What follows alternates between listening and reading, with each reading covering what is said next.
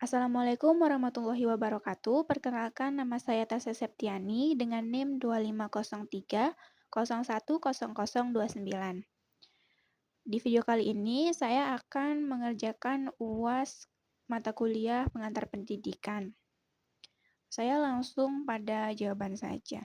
Baiklah, langsung saja untuk soal yang pertama. Pendidikan ini sering dipahami sebagai sebuah proses transfer ilmu pengetahuan, di mana guru menyampaikan materi dan peserta didik ataupun siswa ini hanya menerima ilmunya saja. Dalam hal ini, pendidikan lebih menekankan pada hafalan, nilai, dan juga pencapaian akademik siswa. Akibatnya, siswa ini menjadi lebih pasif dan sering berfokus hanya pada hasil ujian mereka saja. Akan tetapi, hal itu berbeda dengan konsep pendidikan sebagai proses pembentukan manusia seutuhnya. Menurut M.J. Langeveld, pendidikan adalah sebuah usaha membimbing dan mendewasakan peserta didik agar mampu hidup mandiri serta memiliki nilai moral dan akhlak yang baik. Pendidikan ini tidak hanya memindahkan ilmu saja, tapi juga membentuk sikap, kepribadian, dan juga tanggung jawab. Konsep hominisasi dan humanisasi ada dalam konsep proses pembentukan manusia seutuhnya ini.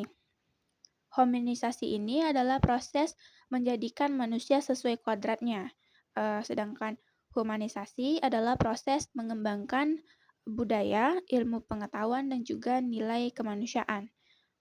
Maka dari itu, pendidikan ini seharusnya memanusiakan manusia secara utuh.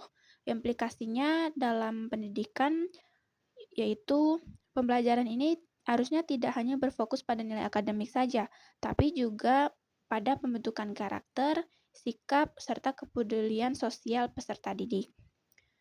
Lanjut soal kedua, tujuan pendidikan nasional ini seringkali tidak selaras dengan praktik di lapangan. Hal ini disebabkan oleh faktor struktural dan faktor kultural. Faktor struktural antara lain perubahan kurikulum yang sering terjadi tanpa diiringi kesiapan guru sebagai pendidik, fasilitas yang kurang memadai, dan juga kesulitan pada materi ajar.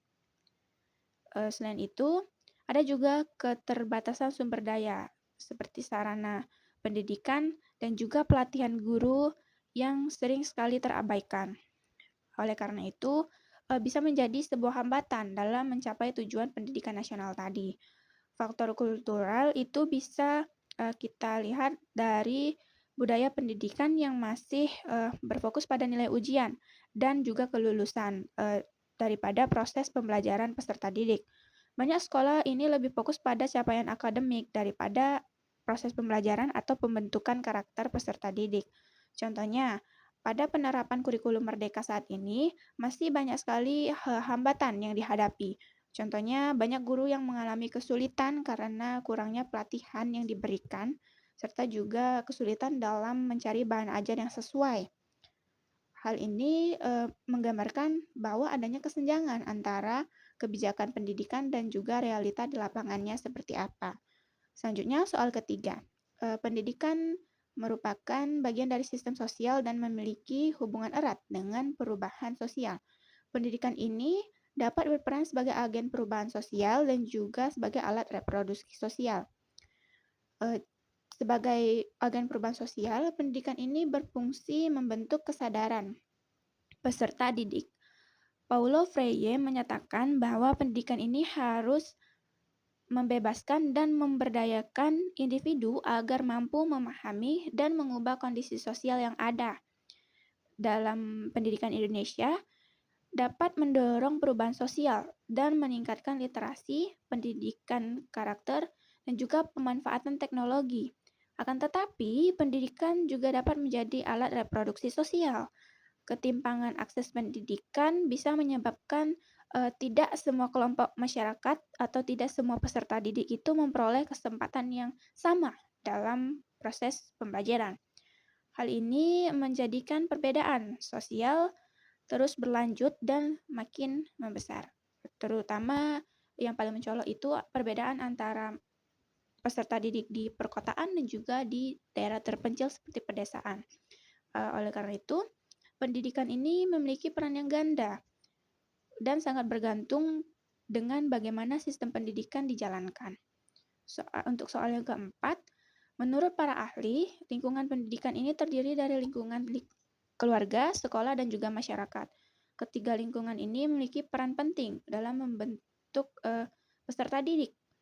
Lingkungan keluarga merupakan lingkungan pertama yang menanamkan nilai moral, sikap, dan kebiasaan-kebiasaan baik. Selanjutnya, lingkungan sekolah berperan dalam memberikan ilmu pengetahuan, keterampilan, serta membentuk karakter melalui guru dan teman-teman sebaya. Lingkungan masyarakat bisa membentuk sikap sosial peserta didik melalui norma dan budaya-budaya yang berlaku. Apabila salah satu lingkungan dari antara ketiga lingkungan ini tidak berfungsi dengan baik, maka proses pendidikan ini bisa menjadi tidak seimbang. Contohnya, jika lingkungan keluarga ini kurang mendukung, maka pembentukan karakter peserta didik ini bisa terhambat, walaupun di sekolah diajarkan dengan sangat baik.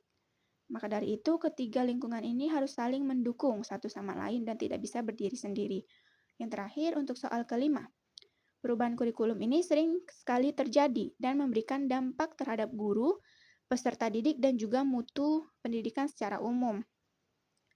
Bagi guru, perubahan kurikulum ini pastinya menuntut penyesuaian metode dan materi pembelajaran, dan bisa membuat guru ini merasa kesulitan karena kurangnya pelatihan dan juga dukungan yang diberikan oleh pemerintah.